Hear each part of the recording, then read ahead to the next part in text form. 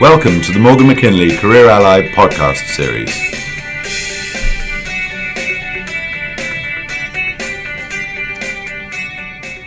Hello, and welcome to Morgan McKinley Banking Front Office podcast. My name is Sonali Shah, and I'm an associate consultant in Tokyo covering investment banking front office. On today's episode, we will be looking at the key skills that make a strong equity research analyst.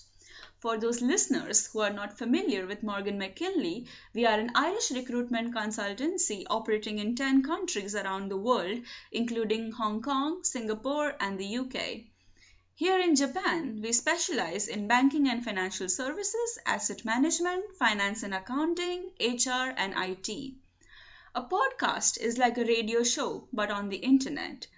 This podcast is here to bring our information and content on the market in an audio format so that you can just sit back, relax, and listen.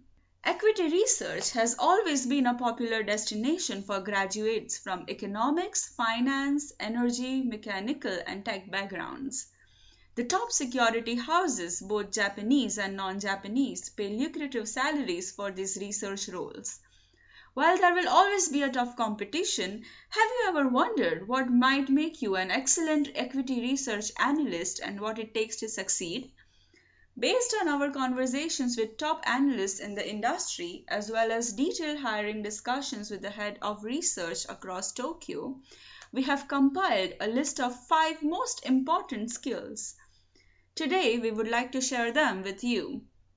Whether you are an established researcher or an aspiring young talent trying to make your way there, here are our top 5 skills. Let's start with number 5. On number 5, there is excellent writing skills. Always keep in mind that research reports are not novels. Whether your client would like to wait for a suspense until the end is a thing that you need to think. Keep the information handy, be to the point. Clearly state out the stock target and price recommendations at the start of your report. 2-page reports are the best reports in this busy world. Keep your words simple and accurate. At number 4 is knowing your numbers.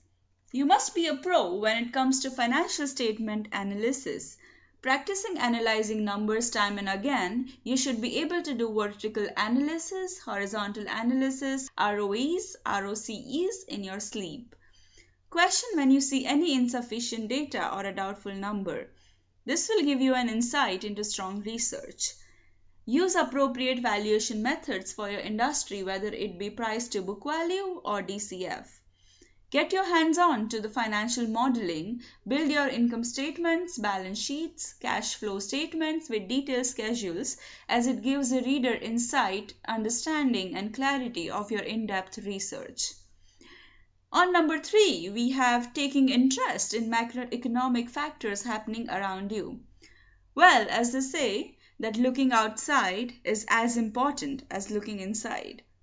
To understand what affects the functioning of a certain company or an industry, it is also important to determine what economic factors are affecting the country, the continent, or the world.